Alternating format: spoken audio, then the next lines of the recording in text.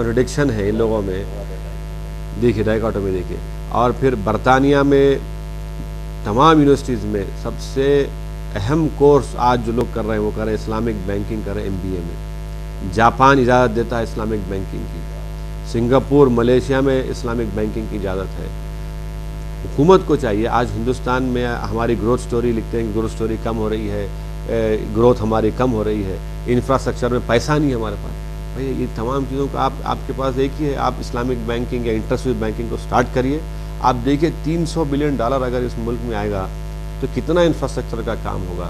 اور یہ جو ہمارے کسان خودکشی کر رہے ہیں, یہ جو غریب عوام مر رہے ہیں, جو لوگ کاروبار آج جن نوجوانوں کے پاس بہترین ٹیلنٹ ہے, بہترین آئیڈیاز ہیں, مگر وہ اس کو شروع نہیں کرتے کیونکہ وہ پریشان ہے کہ لون لیں گے تو پھنس جائیں گے. تو اس لیے بہت ضروری ہے کہ حکومت کو سنجیدگی کے ساتھ سوچنے کی ضرورت ہے. اور خود ڈاکٹر منموہن سنگھ وزیر اعظم نے ملیشیا کے دورے میں اعلان کیا تھا, ہم لوگ اس کو فالو اپ کر رہے ہیں.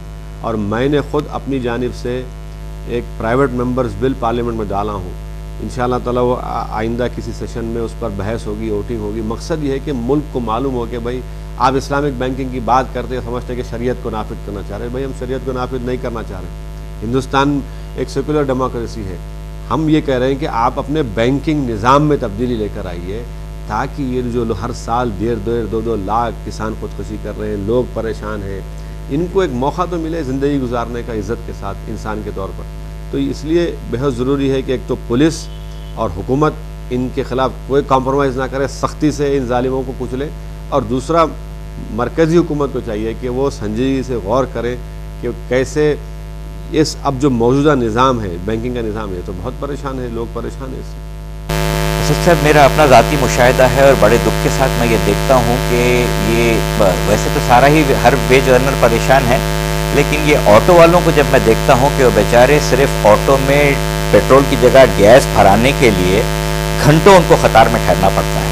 تو جو ان کا ورکنگ ٹائم ہوتا ہے, جو ان کی ارننگ کیپیسٹی کٹ ان ہوتی ہے, اتنا وقت لگانے کے بعد وہ گیس بھراتے ہیں, اس کے بعد جو ہے کام پہ نکلتے ہیں. تو کیا شہر میں ایسا نہیں ہو سکتا کہ گیس کی سپلائی بڑھے, زیادہ گیس والے پیٹرول پمپ ہوں, ایسی جگہیں جو ہے وہ ہو؟ آپ بالکل صحیح کہہ رہے ہیں کہ اس طرح کے پیٹرول پمپس اور کھلنے چاہیے جہاں پر CNG کی سہولت ہو.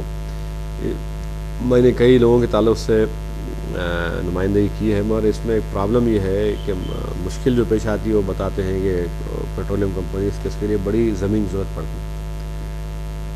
اور یہ لوگ یہ کہتے ہیں کہ خالی پیٹرول ڈیزل کے ساتھ اگر آپ کو گیس ہونا تو اس کے لیے اور زیادہ جگہ کی ضرورت ہے. اب شہر میں زمین کی قیمت تو آسمانوں کو چھو رہی ہے, تو کوشش کر رہے ہیں وہ لوگ, تیار ہیں.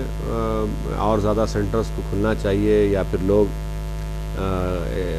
یہ لوگ کمپنی کے آؤٹ لیٹس خود اپنے طرف سے کھولیں, بجائے کسی کو دیں, یہ خود کھولیں تاکہ اس میں صرف اور صرف CNG یا پھر یہ گیس کا آؤٹ لیٹ ہو, تاکہ یہ جو رش ہم دیکھتے ہیں چاہے نظام کالج کے پاس صبح رات کے 2 بجے سے لائن جو بنتی ہے چو طرف ایک فلارڈی کے پمپ کے پاس, تو ظاہر ہے.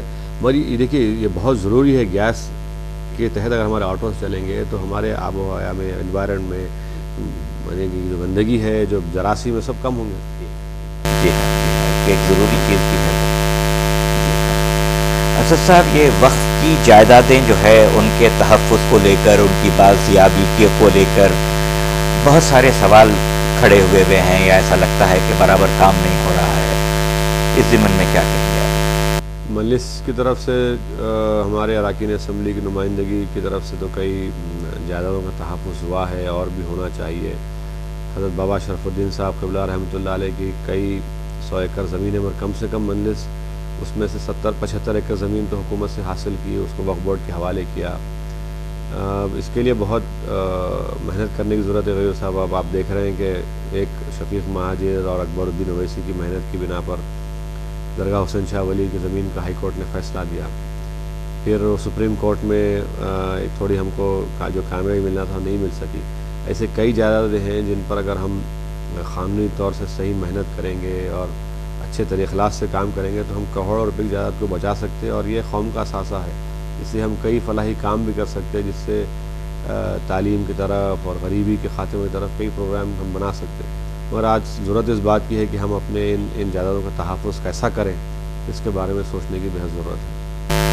جی. जनाब, खुसूसन सरकारी मदारस में मुस्लिम तलबा की और मुस्लिम या उर्दू असातिज़ा की भी कमी बढ़ती जा रही है, यानी कमी बढ़ रही है, और इस ज़िमन में क्या किया जा सकता है? इस ज़िमन में तो डीएससी में जितने पोस्ट नोटिफाई हो रहे हैं, इसमें परेशानी हो रही है कि एक मनसूबाबंद तरीके के तहत सही नोटिफिकेशन नहीं आता। अब आइंदा डीएससी आने वाला है, 2012 का डीएससी होने वाला है, तो हमारी कोशिश ये है कि नोटिफिकेशन से पहले हम लोग हमको बताया कि भाई ये देखो इस ज़िले में इतने पोस्ट खाली हैं, तो वो नोटिफिकेशन से पहले उसको हम रिफ्लेक्ट करना, बताना जाके, वो काम बेहद ज़रूरी है।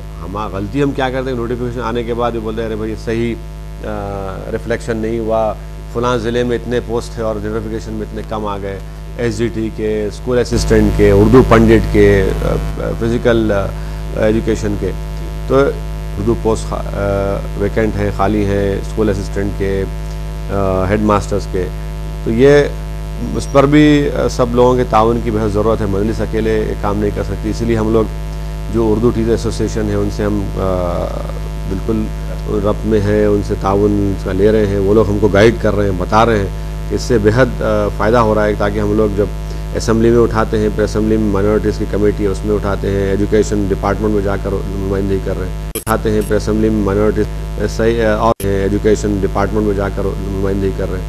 इस सिलसिले में रूबी डीजी केबल की तरफ से मैं हमारे भरपूर तावन का आपको जो है यकीन दिलाता हूँ, हमारा ताउन हमेशा आपको हासिल रहेगा।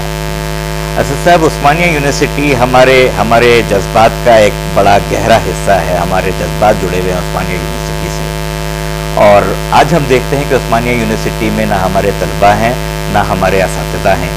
इतनी तादाद घट गई है कि दुख होता है देख कर के कहाँ तो एक कॉस्मोपॉलिटन कल्चर हुआ करता था और कहाँ तो ये हाल है कि बस एक फ़िरक़े के लोग तो सिरे से गायब ही गायब हैं। तो ऐसा नहीं होना चाहिए, इस सिलसिले में कोई ठोस इक़दाम की ज़रूरत है।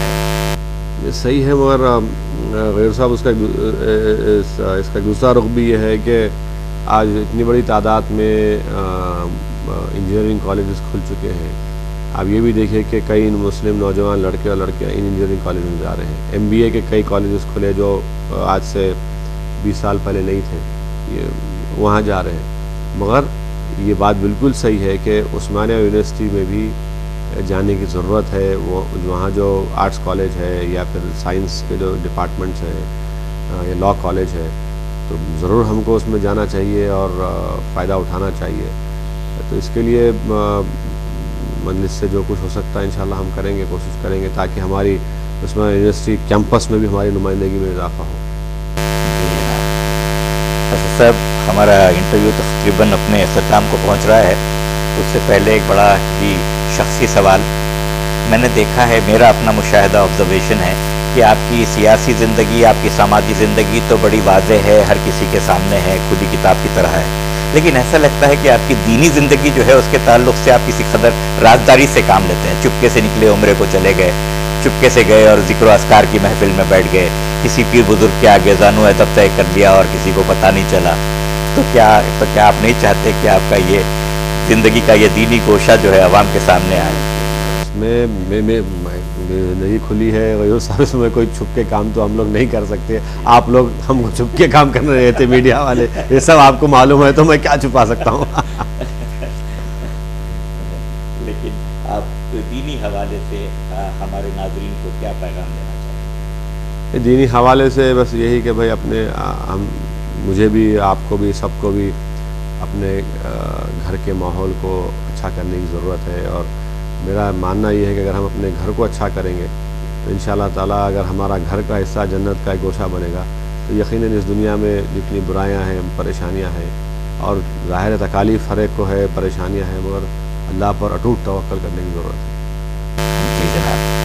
असद ओवैसी साहब, आपसे विदा लेने से पहले मैं हमारे सीनियर वाइस प्रेसिडेंट इम्तियाज़ अहमद साहब की तरफ से, रूबी डीजी केबल की तरफ से और रूबी डीजी केबल की पूरी टीम की तरफ से आपका तहे दिल से शुक्रिया अदा करता हूँ। आपने हमें वक्त दिया, हमें अपनी आरा से सरफराज फरमाया, और अल्लाह आपको, हमको, सबको इन ख्यालात पर अमल करने की तौफीक दे जिस अपने ख्यालात का आपने इजहार किया। मेरी दुआ है अल्लाह हम सबको कामयाब व कामयाब रखे। बेहद शुक्रिया। फ़ी अमानिल्लाह। शुक्रिया। नाजरीन, ये थे आपके हमारे हर दिल अजीज कायद member parliament barrister Asaduddin Owaisi صاحب۔ اب دیجیے اجازت آپ کے میزبان یعنی مجھے انعام الرحمان غیور کو اگلی ملاقات تک کے لیے۔ خدا حافظ۔